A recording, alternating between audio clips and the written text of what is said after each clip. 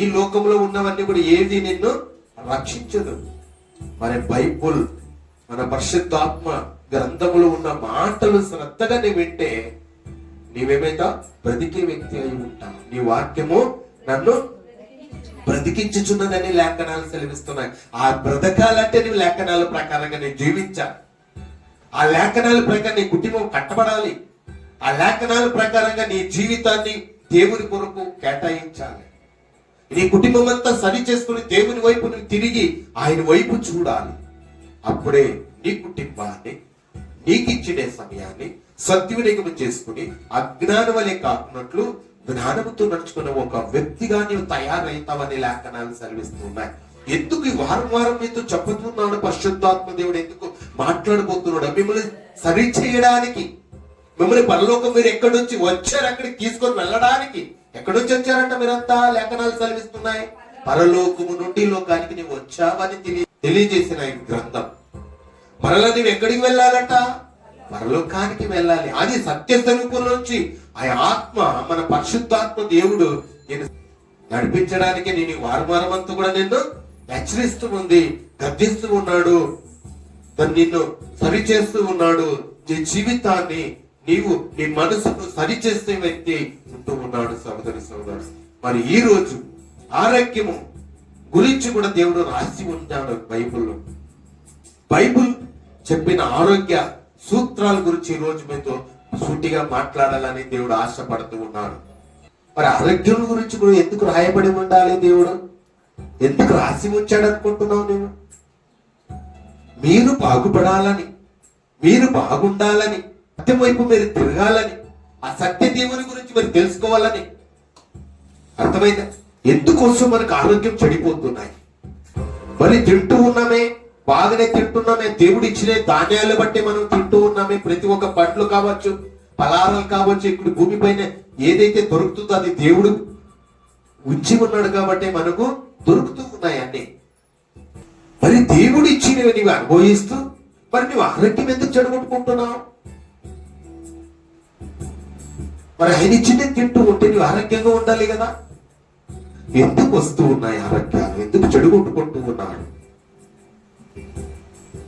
మరి నువ్వు ఎలా ఉంటే ఆరోగ్యం చెడిపోతుందో అనే విషయాలు దేవుడు గ్రంథంలో రాశాడు. ఏమంట? బైబుల్ చెప్పిన ఆరోగ్య సూత్రాలు అంశం బట్టి మీతో మాట్లాడాలని ఆశపడుతున్నాను. చూద్దాం. మొట్టమొదటి మాట చూద్దాం. దావీదు రాసిన కీర్తన 6వ అధ్యాయం 7వ వచనంలో ఒక మాట మనకు కనిపిస్తుంది. చూద్దాం. చూడన్నా.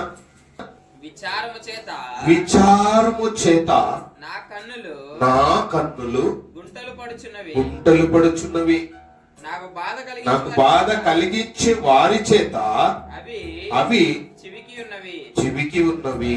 హల్లెలూయా. విచారణ చేత. విచారణ అంటే ఏంటి? దేని గురించో ఆలోచిస్తూ ఉన్నాం, దాని గురించో అనవసరమైన దాని గురించి ఆలోచిస్తూ ఉన్నాం. నువ్వు ఆలోచిస్తున్నావు కాబట్టి ఏమైతున్నాయి? ఆలోచన చేస్తూ ఉన్నావు, చింతపడుతున్నావు, కన్నీరు కారుస్తున్నావు. అవసరం ఉన్నదా? అవసరం లేనిగా. నీ సత్యాన్ని తెలుసుకున్న వ్యక్తి ఉండాలి దేవుడు. ఎందుకంటే లేఖనాలను ముందుగా రాయించి ఉంచాడు కాబట్టి. నిన్ను సరి చేయాలి, నిన్ను బాగుపరచాలని, ఆరోగ్యంగా ఉండాలి, ఆయన చెప్పిన పనులు సమృద్ధిగా పరిపూర్ణంగా జరిపించాలి అనే ఒక ఉద్దేశంతోనే ఆ సూత్రాల గురించి తెలియజేస్తూ ఉన్నాడు బైబిల్లో. మరి విచారణ చేత, చింత చేత ఏం చేస్తుందో ఏమొస్తుందంట? నా కన్నులు ఏం పడుతున్నాయి? గుంటలంటే ఏంటి? కళ్ళు చిన్నగా అయిపోతూ ఉన్నాయి. ఇక్కడ ఉన్నాయి కదా కళ్ళు, ఇక్కడ గుంటలు పడుతూ ఉంటాయి. నీవు చింత చేసి విచారణ చేస్తే, నువ్వు బాధపడితే, కన్నీరు కారిస్తే ఇక్కడ అన్ని కూడా చిన్నగా అయిపోయింది. ఎందుకమ్మా నీ ముఖం చిన్నగా అయిపోయింది? నిన్న బాగుంటుంది అంటే ఏం చేసావు? చింత చేసావు. ఏం చేస్తున్నావు? బాధపడుతున్నావు. ఏం చేస్తున్నావు? కుంగిపోతూ ఉన్నావు. ఎవరికి చెప్పలేకున్నట్లు కుంగిపోతున్నావు, బాధపడుతున్నావు. దాని నుంచి ఫలితం ఏంటంట? ఏమొచ్చింది? గుంటలు పడుచున్నాయి, గుంటలు పడుచున్నాయి. విచారణ చేతను గుంటలు పడుచున్నాయి. నాకు బాధ కలిగించు వారి చేత అవి చెవికి ఉన్నవి. చెవికి ఉన్నవి. చెవి బాధపడితే ఏమొస్తుంది నీకు లాభము? ఏమొస్తుంది లాభం? ఆరోగ్యం చెడిపోతుంది, కళ్ళు గుంటలు పడతాయి. చింత చేయవద్దు అంటాడు దేవుడు. నీ కన్నీరు నీవు అన్ని కూడా నీ చింత యావద్దు నా పైన ఉంచని దేవుడు కన్న తండ్రి అడుగుతున్నాడు. ఎందుకంటే నీకు గుంటలు పడతాయి, ఆరోగ్యం కుసించిపోతావు. నీకు పిల్లలు ఇచ్చాను, నీ భవిష్యత్తు ఎంతో ఇచ్చాను, నా ఆశ ఉంది నీ వెనక. ఆ ఆశ మీరు నెరవేర్చాలి. ఆశ కలిగిన ప్రాణ తృప్తిపరిచేవాడు నేను కూడా తృప్తి పడతాను నీ ద్వారా అనే తట్టుగా ఆయన దేవుడు చేస్తూ ఉన్నాడు. సహోదరి సహోదరుడు, ఈ మొట్టమొదటి మాట ఏం తెలుసుకున్నారు? విచారణ చేత గుంటలు పడతాయి. చింత చేసి జాంట్ వేస్తారా? జాంట్ తీసుకుంటారండి? తీసుకుంటారా? నీళ్ళు తాగువు, భోజనం చేయవు, భోజనం చేయాలంటే పోదు. ఏమండి, చింత చేసిన వాళ్ళు గుర్తించండి ఒకసారి. చూడండి, మీరు ఎన్నో మీకు అనుభవాలు ఉండొచ్చు. చింతపడే వాళ్ళు, పిల్లల గురించి ఆలోచించే వాళ్ళు, అప్పుల గురించి ఆలోచించే వాళ్ళు, వీళ్ళందరికీ కూడా అనుభవాలు ఉన్నాయి. అవన్నీ కూడా కారణాలు అవుతుంది. ఏది కారణం? చింత. గుంటలు పడతాయనే మాట మొట్టమొదటి మాట మీరు తెలియజేస్తూ ఉన్నాడు దేవుడు. రెండో మాటలోకి వెళ్దాం. సామెతలు 18వ అధ్యాయం 6-7 వచనాల్లో మనకు ఒక మాట సుట్టిగా తెలియజేస్తూ ఉన్నాడు దేవుడు. చూద్దాం. చూడనా? బుద్ధిహీనులు పెదవులు కలహములకు సిద్ధముగా ఉన్నాయంట. చూడండి, ఏమున్నాయి? సిద్ధముగా ఉన్నాయంట. యుద్ధమాడడానికి సిద్ధంగా ఉన్నాయంట. ఎవరంట? బుద్ధిహీనులు. బుద్ధి కలిగిన వాళ్ళు కాదు వాళ్ళు. ఏమంట? బుద్ధిహీనులు, బుద్ధి లేనట్టి వాళ్ళు. మూర్ఖునికి జ్ఞానం ఉందని లేఖనాలు చదివిస్తూ ఉన్నాయి. ఎవరున్నారు అక్కడ? బుద్ధిహీనుని పెదవులంట. బుద్ధిహీనును పెదవులు చూడండి, బాగా గమనించండి. కళ్ళు గురించి మీరు విన్నారు, పెదవుల గురించి దేవుడు తెలియజేస్తూ ఉన్నాడు. బుద్ధిహీనుని పెదవులు ఏమంట? కలహములు, కొట్లాట్లకి, రగట్లకి, కక్షాలు, భేదాలు, అసూయలు, అల్లరి కూడిన ఆటపాటలన్నిటిని కూడా ఏమై ఉన్నాయంట? సిద్ధంగా ఉన్నాయంట. ఎవరెవరో దొరుకుతారా? ఎవరెవరితో గొడవ పడదామా? రోజు గొడవ పడకపోతే వాళ్ళకి నిద్ర రాదంట. వాళ్ళెవరంట? బుద్ధిహీనులు. మరి బుద్ధిహీనులుగా మీరెవరైనా ఉన్నట్టయితే ఈరోజు మీరు తెలుసుకోవాలి, ఇది బుద్ధిహీనత వద్దు, అవసరం లేదు. దేవుడు చెప్పింది నేను సత్యాన్ని తెలుసుకుంటున్నాను. ఒకప్పుడు తెలియక అలా ప్రవర్తించానేమో, తెలియదు, సత్యం తెలీదు. దేవుడు ఈ రోజు ఈ వారం నాతో మాట్లాడాడు. దేవుడు,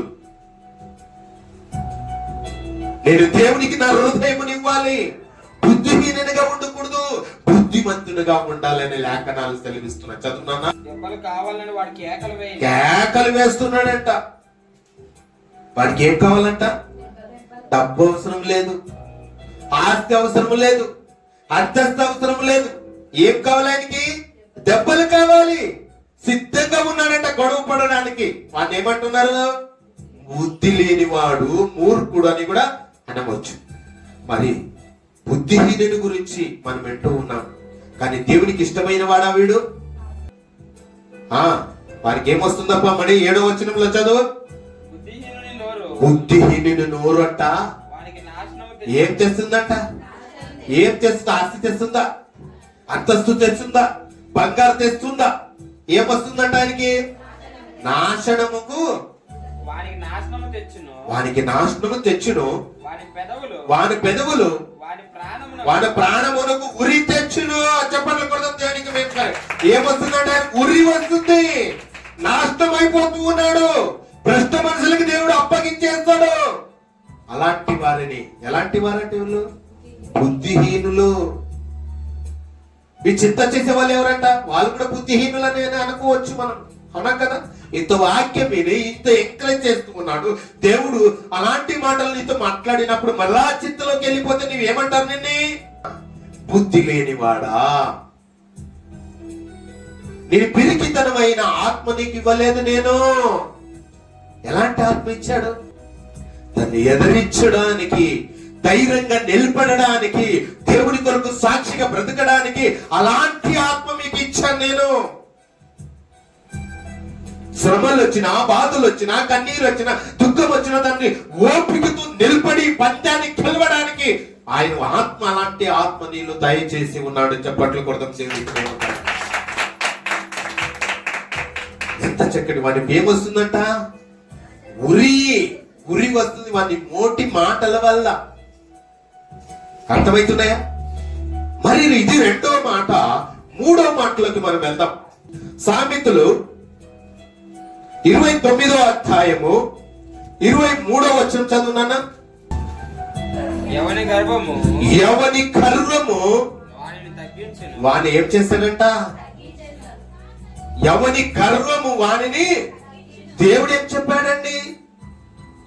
ఎవరైతే తగ్గించుకుంటారో వారిని నేను హెచ్చింపు చేయదును. నేను హెచ్చింపు చేస్తాను. ఎవరైతే తగ్గించుకుంటారో వాళ్ళు హెచ్చింపు చేసుకుంటారు. వీనికి ఏముందంట? గర్వం, పొగురు. వాడి నాశనానికి ఊరి వస్తుందనేది వానికి తెలియదు. గర్వం మీలో ఎవరైనా ఉన్నట్టయితే ఈ రోజే దేవుడు నాతో సూటిగా మాట్లాడాడని మీరందరూ వదిలిపెట్టాలి. చప్పట్లు కూడా గర్వం ఉంటే ప్రయోజనకరమ కాదు. మరి ఏముంది చదువునా ముందుకి? ఎవని గర్వం వానిని తగ్గించును. ఏమంట? తగ్గించుకు. నువ్వు హెచ్చింపు అనుకుంటున్నావు. నేను హీరో కావాలా జనాల్లో అనుకుంటావేమో. ప్రజలు చూసి నన్ను హీరో అని వాళ్ళ అని చెప్పి గొప్పలు మాట్లాడతావేమో. నువ్వు హీరో అనుకున్నాడు, ఏం చేస్తాడు దేవుడు? జీరో చేసేస్తాడు. జాగ్రత్త సుమా, జీరో చేసేస్తాడు దేవుడు. దావీదు మహారాజు ఎక్కడో ఉండే గొర్రెలు కాపరి, పనికి రానివాడని వాళ్ళ ఇంటిలో ఉన్నవారు తల్లిదండ్రులు కావచ్చు, అన్నదమ్ములు కావచ్చు, ఎక్కడో అడవిలో పోయి ఉండేవాడు. ఇక్కడ ఎవరు రాజుకున్నారు ఆ కాలాల్లో? ఉన్నారు సౌలు గారు ఉన్నారు రాజుగా. ఆ సౌలు దావీదుకి ఏం అవుతాడు? మామగారు అవుతారు. ఆయనకి ఏమి చేశాడు? దేవునికి వ్యతిరేకంగా జీవించాడు, దేవునికి వ్యతిరేకమైన పనులు చేశాడు. కాబట్టి ఏం చేశాడంట దేవుడు? ఆయన తగ్గించాడు, దావీదుని తీసుకొని వచ్చి అభిషేకించాడు. చప్పట్లు కొడదాం దేవునికి. ఎందుకు? ఆయనకి గర్వం వచ్చేసింది. దేవునికి వ్యతిరేకంగా జీవిస్తూ ఉన్నాడు. వెళ్ళరాని చెప్పిన మాట వినుకున్నట్టుగా సోదెగాళ్ళ దగ్గరికి వెళ్ళాడు ఆయన. మీరు ఎవరైనా సోదెగాళ్ళ దగ్గరికి లోపల వెళ్ళి ఉంటే, మీరు లోపల అంతరాలు కట్టుకుంటూ ఉంటే, లోపల ఇంట్లో ఏమైనా చేసుకుంటూ ఉంటే జాగ్రత్త సుమా. ఎవరు చూస్తూ ఉంటారు? దేవుడు చూస్తాడు. దేవుడి చేతిలో పడుట భయంకరంగా ఉంటుంది శిక్ష. సహోదరి సహోదరుడా, చాలా జాగ్రత్తగా మీరు ఉండాలి. సూటిగా ఎందుకు మాట్లాడుతున్నాడు దేవుడు అంటే, నిన్ను సత్య స్వరూపంలో నుంచి నడిపించే ఆత్మ మన మధ్యలో ఉందనేది గుర్తు చేస్తూ ఉన్నాడు దేవుడు. అందుకే సూటిగా మాట్లాడుతున్నాడు. మీరు హృదయంలో నొచ్చుకోవచ్చు, మీరు బాధపడవచ్చు, మీరు బాగుపడడానికి అని దేవుడు చెప్తూ ఉన్నాడు. చాలా మంది ఈ వాక్యాన్ని దేవునికి విధేయులుగా కాక దేవుని మాట వినుకున్నట్టుగా ఎక్కడికి వెళ్తారు? వాళ్ళు గురి తెచ్చుకునే వారే ఉన్నారు. టెన్షన్ ఖడ్గం వాక్యం నన్ను వేస్తుంది, నిన్ను కూడా వేస్తుంది. జాగ్రత్త సుమా. నన్ను సరి చేసడానికి ఈ పరిశుద్ధాత్మ దేవుడు వేరొక ఆదరణకర్తను నేను మీ మధ్యలోకి పంపిస్తున్నాను అంటున్నాడు యేసుక్రీస్తు ప్రభు. చెప్పట్లు కొడదాం దేవునికి మహిమకరంగా. అండి. మరి ఆ సత్య స్వరూపంలో అనిపించే ఆత్మ మనందరికీ మాట్లాడుతున్నప్పుడు నీ సుట్టిగా నా కుటుంబం కొరకే మాట్లాడాడు, నా కొరకే మాట్లాడాడు. ఈ రోజు సుట్టిగా మాట్లాడాడు. నా జీవితం మార్చుకోవాలి, నా బ్రతుకు మార్చుకోవాలి, నా అలవాట్లు మార్చుకోవాలి. ఒకప్పుడు పాత జీవితం ఇప్పుడు ఉంది, పాతది పోయేది, ఇదిగో కొత్తదాయన. కొత్తగా ఎందుకు నేను అలా ఉండాలి అని ఎందుకు అనుకోలేకున్నట్టు ఉన్నావు? నువ్వు ఎందుకు మార్చుకోలేని పరిస్థితిలో ఉన్నావు? నీ నూతన హృదయం నీకు కావాలంటే దేవునితో నీ నోటితో ఒప్పుకొని విడిచిపెట్టాలి. ఒకప్పుడు తెలియక చేసావేమో, తెలిసి తెలిసి చేసావేమో, అవన్నిటినీ నోటితో ఒప్పుకొని విడిచిపెట్టిన వాడు ఈ భూమి పైన వర్ధిల్లును. నీ వర్ధిల్లాలంటే నీ నోటితో నీ పాపాలు ఒప్పుకో. ఒప్పుకున్నప్పుడే నీ జీవితము దేవుడు మార్చేస్తాడండి, మార్చేస్తాడు. ఎవరు వీళ్ళు? ఎవరి గర్వము వారిని తగ్గించుకున్నాననే మాట. గర్వము ఎవరిలో ఉంటే వాళ్ళు ఎవరినైనా ఏమని చేస్తుందండి? చేస్తుందా? వాళ్ళే నాశనానికి పోతారనే లేఖనాలు సెలవిస్తున్నాయి. వారి గర్వం వాన్నే తగ్గిస్తుంది అనే మాట మనం విన్నాం. ఇవి ఎన్నో మాట? ఇది 3వ మాటగా మనకు కనిపిస్తుంది. మరి 4వ మాటను కూడా మనం చూద్దాం. సామెతలు అక్కడే చూడండి, 28వ అధ్యాయం 13వ వచనం.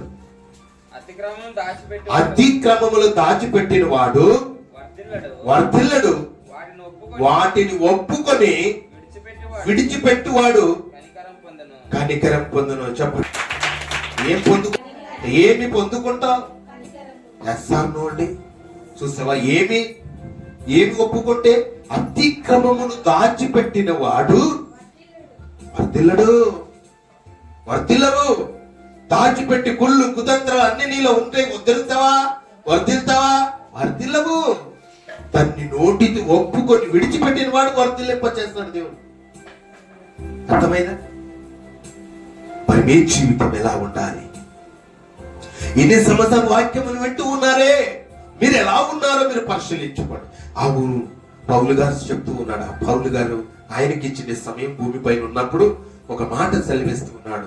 నేను క్రీస్తుని సంతోష పెడుతున్నానా లేకపోతే మనుషులు సంతోష పెడుతున్నానా అని ఆయనంటూ ఆయన చెక్ చేసుకున్నాడట. ఆయన పెద్ద ఆయన అపోస్తలుడైన పౌలు గారు. అర్థమైందండి? మరి మీరెందుకు చెక్ చేసుకోకూడదు? నా కొరకే చెప్పాడు అనుకునే బదులు, మనందరితో దేవుడు మాట్లాడాడని అనుకుంటే నీ జీవితం మారిపోమాట అండి. ఇది అతిక్రమంలో దాచిపెట్టిన వాడు వర్ధిల్లుడనే మాట 4వ మాటగా మనం చూసుకున్నాం. 5వ మాటలోకి మనం వెళ్దాం. సామెతలు 23వ అధ్యాయం 14వ వచనం చదువునన్నా. బెత్తముతో వాని కొట్టినెడల పాతాళముకు పోకుండా వాని ఆత్మను నీవు తప్పించు. కుమారుడున్నాడు, కుమార్తె ఉంది. నీ గద్దింపు లేకపోతే, బెత్తము నీవు వాడలేకపోతే, పిల్లల్ని నీవు ఖండించలేకపోతే వాడు ఎక్కడికి పోతాడు? పాతాళానికి వెళ్ళిపోతాడు. వాడితే ఎక్కడికి పోతాడు? వాని ఆత్మ పాతాళానికి పోకున్నట్టు కాపాడేవాడై ఉన్నాడంట దేవుడు. అది పాటించేది వద్దండి. బైబిల్ పాటిస్తే చాలు. నీ జీవితం మారిపోతుంది, నీ బ్రతుకు మారిపోతుంది, నీ ఆలోచనలు మారిపోతాయి, నీ బ్రతుకు, నీ స్థితిగతులు అన్నిటినీ దేవుడు మార్చేస్తాడు. మాటలు ఎన్నో మాట అండి ఇవి? 5వ మాట. 6వ మాట దగ్గరికి వెళ్దామా? సామెతలు 17వ అధ్యాయం 22వ వచనం. సంతోషం గల మనస్సు ఆరోగ్య కారణము, నలిగిన మనస్సు ఎముకలను ఎండిపోజేయును. హల్లెలూయా. ఏమంట అక్కడ? నలిగిన మనస్సు ఎముకలను ఎండిపోవును. చూసావా? ఏ మనస్సు అంటది? నలిగిన మనస్సు. నలిగిన మనసు నీలో ఉన్నట్టయితే ఏమైపోతుందంట? ఎముకలు ఎండిపోతాయి. ఎముకలే ఎండిపోయాయంటే ఇంకా సున్నతమైనవి అన్ని కూడా అవయవులన్నీ ఉన్నాయండి, ఎండిపోవా? అవి చిగురిస్తాయా? ఏమండి? చిగురిస్తాయా? అవి చిగురించాలంటే అవి ఎముకలు ఎందుకు ఎండిపోతున్నాయో గమనించాలి. ఎందుకంటే నువ్వు చింత చేస్తూ ఉన్నావు, నీ సరైన మార్గంలో నువ్వు పోవడం లేదు. దేవుని ఆత్మ ఉందే లోపల, ఆ ఆత్మకు ఆహారము కావాలి. ఆత్మకు ఆహారం ఏంటి? దేవుని వాక్యం. నువ్వు తింటూ ఉన్నావు, భోజనం చేస్తూ ఉన్నావు, కానీ ఈ శరీరానికి మాత్రమే, కానీ ఈ ఆత్మకు ఆహారము లేకపోవడమే కారణం. ఈ ఆత్మకు ఆహారం ముష్టిగా నీకు ఉండాలంటే దేవునిలో ప్రతి విషయంలో నీవు ఎడతెగక ప్రార్థనలో ఉండాలి. ఎడతెగక ఆరాధనలో పాల్పంచుకోవాలి. ఎడతెగక ఆబ్సెంట్ లేని జీవితం ఉండాలి. నీ బ్రతుకు అప్పుడు దేవుడు మార్చేస్తాడు. అప్పుడు నీ ఆత్మను ఏం చేస్తాడు? చిగురింపజేస్తాడు. ఆత్మ పుష్టిగా ఉంటే నీ ఆరోగ్యము బాగుంటుంది. నీ ఎముకలు సతువు కలుగజేసేవాడు ఆయన. నీ ఎముకలకు చదువు కలుగజేసేవాడు ఆయన. నీ బ్రతుకు మార్చేవాడు ఆయన. ఆత్మ కూడా ఆహారం కావాలండి. ఆహారం కావాలి. ఇది సంతోషంగా ఉంటే ఏమి ఫలితం? ఇప్పుడు చెప్పిన వాక్యం అంతా కూడా ఎన్ని మాటలకు వచ్చాం మనము? 6 మాటల్లోకి వచ్చాం. అవునండి. 6 మాటల గురించి ఎక్కడైనా దేవుని సంతోష పెట్టారా? ఎక్కడైనా సంతోషం ఉందా?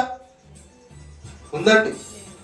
మరి ఆ విషయాల్లో మరి సంతోషం లేకపోతే ఏమైపోతుంది? ఎముకలు కూడా ఎండిపోతాయనే మాటలు మీరు విన్నారు.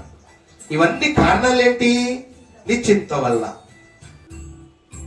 నీలో ఉంటే అన్ని దురాలోచన దుర్బుద్ధి ఉంటే సంతోషం ఉంటుందా? ఆనందం ఉంటుందా? ఆరోగ్యంగా ఉంటావా? చూసావా? ఆరోగ్య సూత్రాల గురించి ఎలా రాశాడో దేవుడు చూడండి. ఈ మాటలు నీ విని ఏం చేయాలి? కుంగిపోవాలి. ఇంటికి పోయిన తర్వాత అన్ని కూడా ఏవేమి ఉన్నాయో ఎక్కడెక్కడ ఉన్నాయో అన్ని కూడా ఎదుక్కుంటూ ఎంత కుప్పు చేసుకుని అలా చేసుకున్నా. ఇంత ఉందా? ఇన్ని అప్పులు ఉన్నాయా? ఇంత మా పిల్లలు బాధలో మాట వినరే తల్లిదండ్రుల మాట. ఇవన్నీ కుప్పేసిపోద్దండి. చింత చేసి ఏమొస్తుంది? నీకు ఎముకలను ఎండిపోతాయి. నీ లివర్ ఎండిపోతుంది. నీ గుండె కొట్టుకోలేక ఆగిపోతుంది. నీ ఆత్మ ఉండగానే నీవు సరి చేసుకో. ఇప్పటికి మీకు సమయం ఇస్తూ ఉన్నాడు దేవుడు. అవకాశం ఇచ్చాడు. అవకాశం సద్వినియోగం చేసుకో. నీ జీవితానికి ఒక మాదిరి వచ్చాడు. క్రీస్తును ఆయన ప్రకారంగా మీరు జీవించండి. మరొకసారి చదువమ్మా.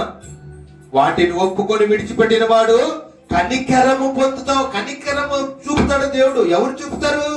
ఈ లోకంలో ఎవరు చూపలేకపోవచ్చు. నీకు ఎవరు నేను పట్టించుకోలేకపోవచ్చు.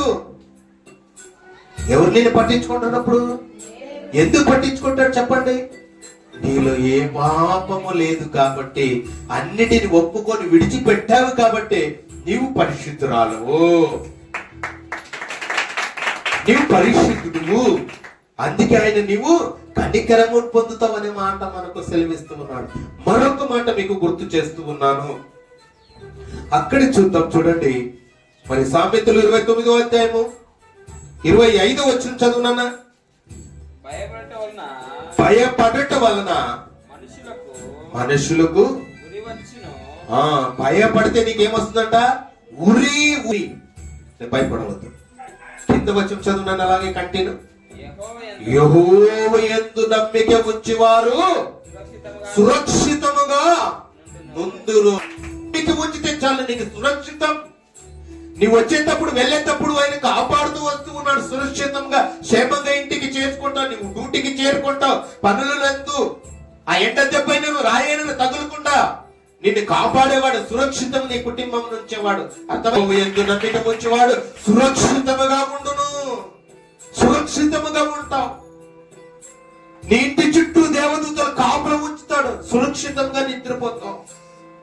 ఏ ప్రమాదం రాకున్నట్టుగా, ఏ ఆపద నీకు రాకున్నట్టుగా ఆయన కాపాడేవాడే ఉన్నాడు. ఎందుకు కాపాడాడు? నీవు ఒప్పుకున్నావు కాబట్టి. నీ దేశంలోని నీలో లేదు కాబట్టి పరిశుద్ధురాలుగా ఉన్నావు. నీతిమంతుల ప్రార్థన నేను వింటాను. నాకు మొరపెట్టుము, నేను నీకు ఉత్తరం ఇచ్చేదను. ఎంత చక్కటి మాట, ఎంత చక్కటి మాట.